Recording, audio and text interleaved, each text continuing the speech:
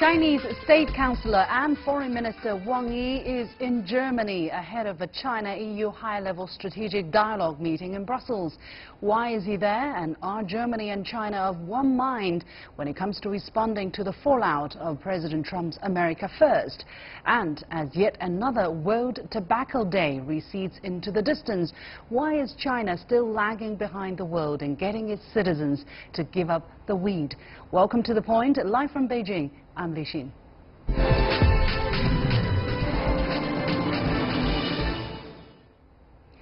Chinese State Councillor and Foreign Minister Wang Yi is in Germany ahead of a China-EU high-level strategic dialogue meeting in Brussels. And why is he there? And are Germany and China of one mind when it comes to dealing with the fallout of U.S. President Donald Trump's America First policy? This is the first topic we're going to discuss today. Basically, just last week, German Chancellor Angela Merkel was in China, and she was visiting the Chinese city of Shenzhen. She was at the invitation of Chinese Premier Li Keqiang.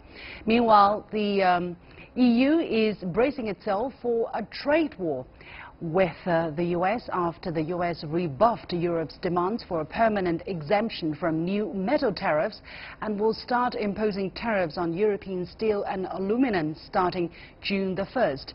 So the EU and China appear to be finding themselves more and more as some kind of an ally, wanting to uphold multilateralism in dealing with global issues. But there is still a level of unease between the EU and China. While the two global players increasingly need one another, the lack of trust also persists. So what can they do to promote mutual trust? Joining me in the studio is Mr. Feng Zhongping, Vice President of the China Institute of Contemporary International Relations. Mr. Feng, thank you very much for joining us today. First of all, could you please give us the context of State Councillor and Foreign Minister Wang Yi's visit to Germany? As I said, this comes just on the heels of Merkel's visit to China. So what is Mr. Wang doing in Europe this time? Well, you know, we know Germany is the largest economy in the European Union, and also Germany is the leading member of the European Union. So China's relations with Germany is not just the bilateral relations between our two countries. Actually, it has a lot of things to do with China and EU. EU as a bloc. The relations between China and this huge bloc's relations. So I think Minister Wang Yi's visit to Germany is trying to strengthen the bilateral relations with China, between China and Germany, and also the relations between China and the European Union. Well, during Merkel's visit to China, she was received by Chinese President Xi Jinping, by Premier Li Keqiang, and she also toured the city of Shenzhen, where she showed great interest in innovation and technological cooperation between China. So what kind of opportunity is Ms. Merkel seeing in having a closer cooperation with China? I am extremely impressed by the welcoming words given by President Xi Jinping during their meetings in Beijing.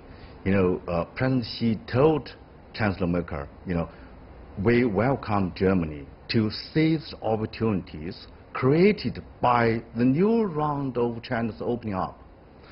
We know in past four decades, it is China's, you know, this year is the 40th anniversary of China's opening up. And President Xi told Merkel, welcome Germany to seize new opportunities created by the new round of opening up. So this is the opportunity. So he was talking about the opening up and reform measures that President Xi announced during the Boao Forum in Asia this time. Exactly. And why does he say that to Ms. Merkel in particular? Wasn't this kind of opening up, you know, to be enjoyed by everybody around the world? Why is Germany in a particular good position to seize these opportunities? European Union, with Germany as a core member, it's our China's #1 trading partner, which means, you know, really China values a lot. You know, European Union is a biggest market for China. So that's why Germany, European Union becomes so important for China. And this new round of opening up means more opportunities, lower of market access for foreign companies. So European Union and Germany has the biggest interest in this. That's why President Xi told Chancellor Merkel about this. Mm-hmm. Well, let's get some German perspective here, and I'm told that we can be joined by Mr. Bernd Berger, who is a senior fellow at the German Council on Foreign Relations, joining us from Germany. Mr. Berger, thank you very much for joining us. So tell us a bit about the German perspective here. As I was talking to Mr. Feng here in the studio, Ms. Merkel was welcomed and shown the great potential of taking advantage of the second round of opening up and reform measures taken by China. How are these measures seen in Germany by the German industries and maybe people in the academia? Well, there was a lot of discussion in Germany recently about how Germany and China should work together. There was always the issue of market access and for investments in China. So the tide turned a bit to a negative discourse. So if now the deeds follow all the principles and China is opening up, I think that will have a positive impact on the perception in the public, in academia, but also in the investment sector. So I think we're going in a good direction here. What do you think is driving the kind of momentum of greater collaboration between Germany and China at this moment? How do you look at the role of U.S.'s policy here? Well, first of all, we should see the relationship between Germany and China isolated from what's happening in the U.S. These issues have been on the table for a long time, and they needed to be dealt with at some point, particularly because there was more pressure here also on the German government to take action and discuss with China how things can be changed. Now, the general picture with the U.S. is, of course, posing challenges to both countries, and we need to discuss how we find answers and deal with them in the mid to long term. Mr. Feng, what is your take on this question? How do you look at the kind of common ground, or bigger common ground, that China and European countries are finding when both are faced with this kind of protectionist measures from the United States? And the latest coming from the U.S., as we have heard, U.S. Treasury Secretary Robert Ross has rebuffed the EU's demands for a permanent exemption from new metal tariffs, and that means the tariffs will start in June the 1st. Well, you know, China and the European Union are two biggest trading economies and trading powers in the world. So we both value the global international trading system. You know, we think WTO is the most vital institution to uphold this global trade. That's why, you know, if Donald Trump, as America, was to, you know, destroy this, you know, I think China and the European Union was to uphold this by working together. Mr. Berger, do you think there is a possibility that China and the EU can work together to uphold the multilateral trading regime, as seems to have been expressed by Ms. Merkel during her trip to China as well? Well, of course, there's a big need for both countries. Both Germany and China are exporting nations, and they heavily rely on the international free economic order, so there's surely a need to work together. But in the end of the day, it's really on them also to convince the U.S. to stay in the system, not to undermine it for its own national interest, but also see that it's in their own interest that the order is upheld. So that will be a big task, and there need to be arrangements be made on both sides also to find ways to convince the U.S. at the current stage with the current government, and that won't be easy.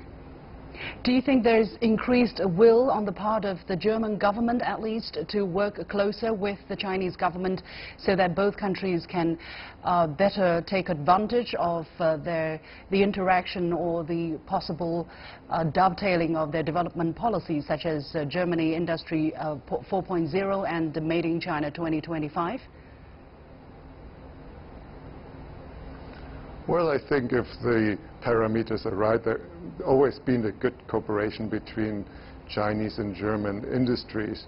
But as I said, that there need to be certain preconditions which are more pressing in the German system. That is, of course, to uphold the rule of law in trade and investment, that there are equal rights on both sides as it comes to access to the markets, to the safety of intellectual property rights, etc. So that needs to be finally dealt with in this situation. I think there's a good momentum right now to find solutions, but I think it's also more necessary than ever before because, as I said, the pressure is up in Germany right now. Well, I think this is nothing new what you're saying, because we've heard this opinion, this position from our European friends repeatedly. However, if you look at the proportion of German investment in China compared to Chinese investment in Germany, German companies have invested 20 times or much more in the Chinese market than Chinese market had been able to do in the German market, and yet Chinese companies seem to have already been facing protectionist legislations in the European market. How do you explain that? I think that is not so easily compared. If you look at German investments in China, these were usually greenfield investments which needed joint venture cooperation. Chinese investments in Germany, on the other hand, are direct investments into companies, into technologies, which to some degree, of course, need to protect it in this market to just protect the future of the German industry, as much as China has similar laws on its side to protect its own technologies and future industries. Mr. Feng, how do you look at the fact that although both sides are showing greater willingness to cooperate on important issues in today's world, there are also a lot of differences, and how can these differences be managed so that they don't become obstacles in our path of closer cooperation? Well, we need to do a lot of things, in terms of what Mr. Berger mentioned, trade frictions, European Union member states, including Germany, strengthen reciprocity, for example. I think we could, have negotiations, through the agreement, the upcoming agreement. It's called BIT, to address these concerns. At the same time, I think we both sides need to know, WTO is useful institutions for both sides to discuss, to make complaints there. Do you think there is also the need for the German public to understand China a bit better, Mr. Feng? I think, if you compare the media with the official circles of Germany, obviously you got the impression, the officials, the government are more pragmatic,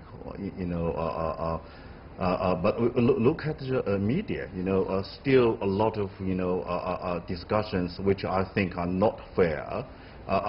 China is a big economy, but China is still a developing country. So that's why, some kind of policies China has been doing in terms of trade areas are because of its developing position. So I think, if the media could understand this, the situation could become easily understood. Okay, we have to leave it there. Many thanks to my two guests, Feng Zhongping, Vice President of the China Institute of Contemporary International Relations, and from Berlin, Bernd Berger, a Senior Fellow of the German Council on Foreign Relations. And you have been watching The Point with me, Liu Xin. We'll take a short break, and when we come back, I'll be asking why China is still the largest consumer of tobacco in the world and what steps the government is taking to slash the numbers. Stay with us. Thursday marks the 31st World No Tobacco Day, quite a significant reminder to China. As the largest producer of tobacco in the world, China also has the world's largest number of smokers. According to the World Health Organization, there are currently more than 300 million smokers in China, and approximately 100,000 people die as a result of exposure to secondhand smoke every year. In other words, every 32nd there is one person dying because of tobacco use in China. In recent years, a smoking ban had been adopted in major cities like Beijing and Shanghai, and in 2016 a nationwide policy of banning smoking in public areas was launched. Now, 2 years on, how effective has it been, and why is it difficult to push forward a total tobacco ban in China?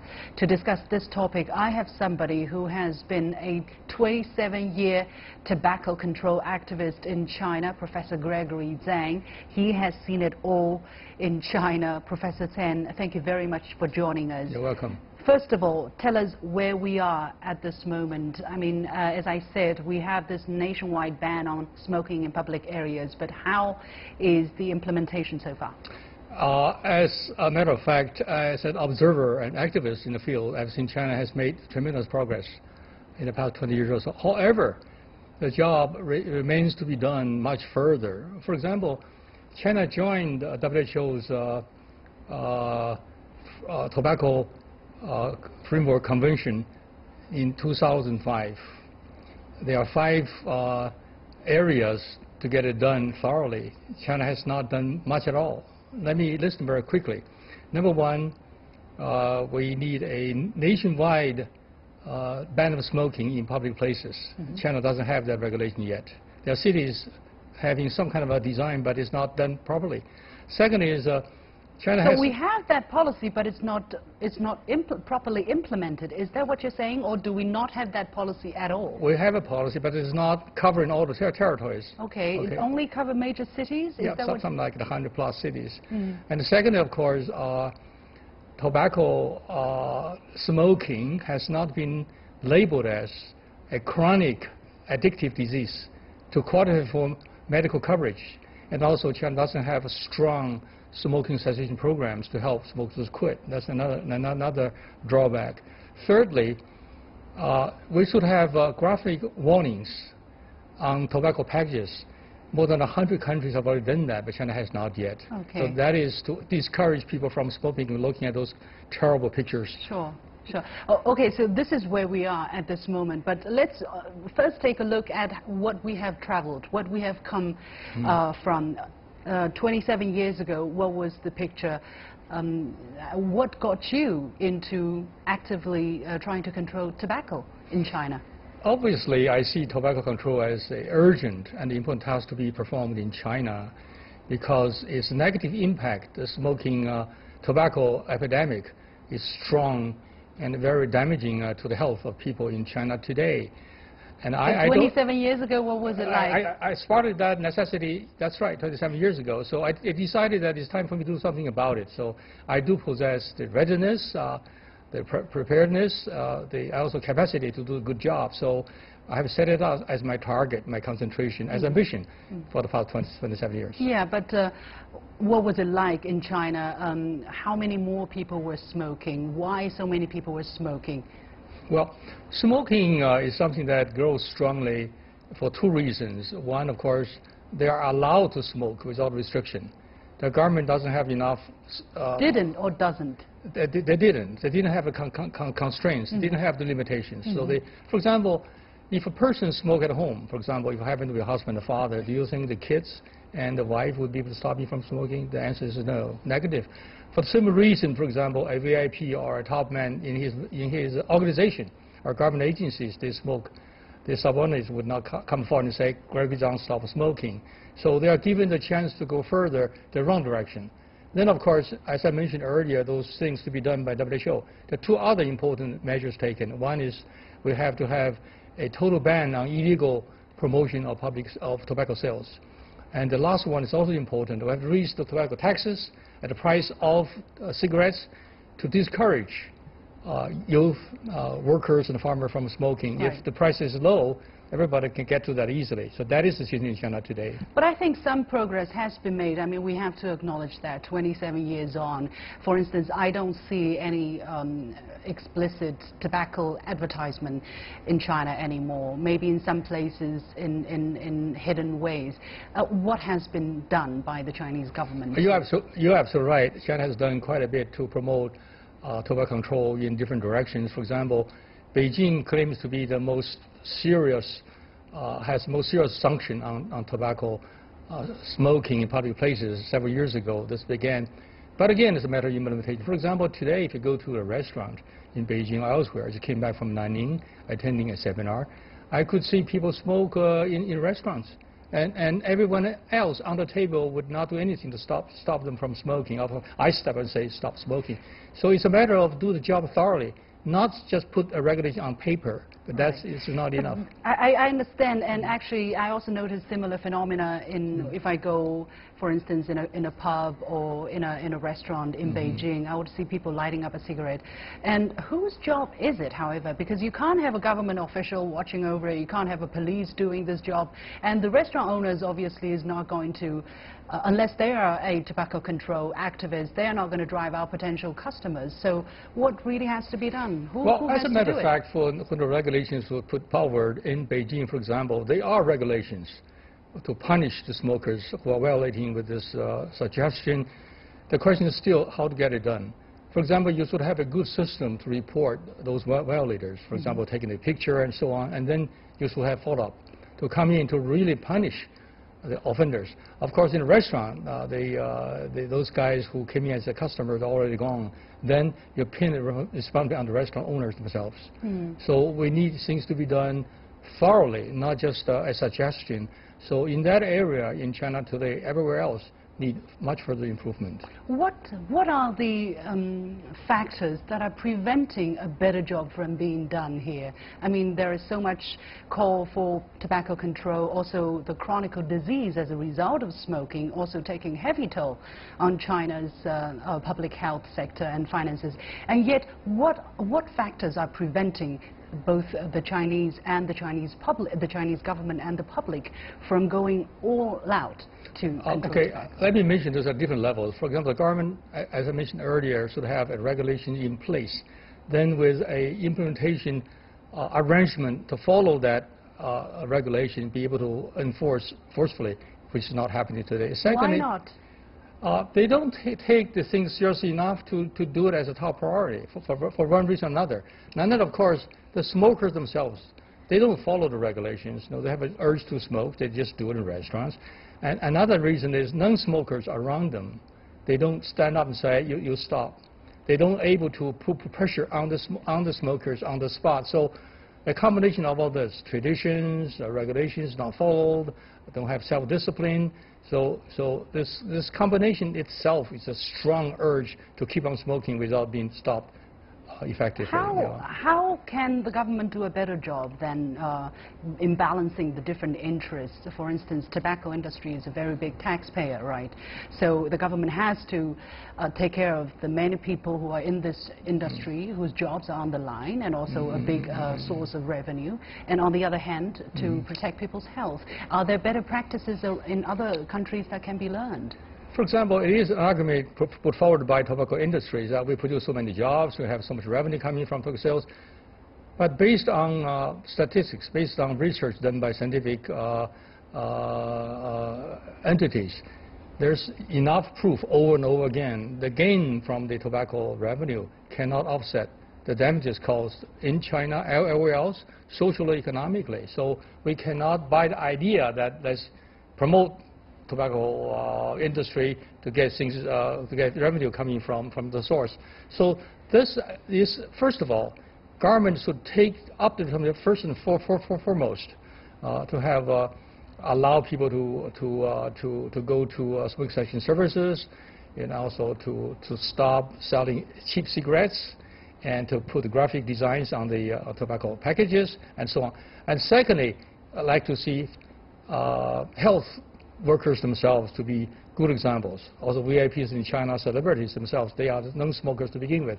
Therefore, the non-smokers will say, I have to stand up to defend my rights, not being heard by second smoke. Yeah, now that you mentioned this, I have to say the culture sometimes probably, for instance, the Chinese would consider it rude to point finger at somebody and ask them to stop doing something in public if it is stranger. We've seen stories on the internet where people get into a fight because one person asked the other to stop smoking, and they got into such a fight that the other person got a heart attack, so on and so forth. So culturally, what has to change for smoking to really be considered something not sexy, not cool? Let me put it this way. Culture is actually a accumulation of past beliefs and habits. Sure. You know, if that is done slowly to become the way it is today, it can be done slowly also to make it change. All traditions can be changed, including smoking is a bad habit. So it is very true that if the smokers themselves, they don't have self-discipline, they don't have the awareness, they think that smoking is something they're entitled to do, you cannot do very little about it. For example, when I've traveled around, everywhere I go, as a person, an older person with experience, I could stop them smoking. But you cannot depend on one or two persons to do it. We need a total change of the system, start with the government practices, then everybody followed, including examples set by medical personnel and fathers at home, and so on. So the task is very tough, right, but it is something that can be done if we do it right together. Okay, 27 years of active tobacco control work here in China. Now you're moving back to the United States. What would you like to see in the next decade, let's say? Well, I feel strongly that China today is on the right track to become a strong nation. That is to make people happy, make them healthy, strong, and everything else. I'd like to see, for example, Madame Xi, Peng Liyuan, to stand up. She has the title of being tobacco control image ambassador. So she's in a good position to stand and say, let's do the job together. So eventually, you know, when the government take the lead and society follows and everyone else become a part of the process, I can see a healthy China to be built in the future. If not a few days, maybe in a few decades. Okay, everybody has a small road there, although small, but it could be a road there. Thank you very much, Gregory, for all those years of hard work and also being a frequent guest on our studio and on the channel. Thank you very much, and all the best for your future. Thank you. Thank you. And that is it for this edition of The Point with me, Li Xin. As always, you can follow me on Facebook and Twitter using the handle The Point with LX. Download the application called CGTN to watch the show on your mobile devices, or go to YouTube and look for CGTN The Point. Thanks for watching. You've got the point.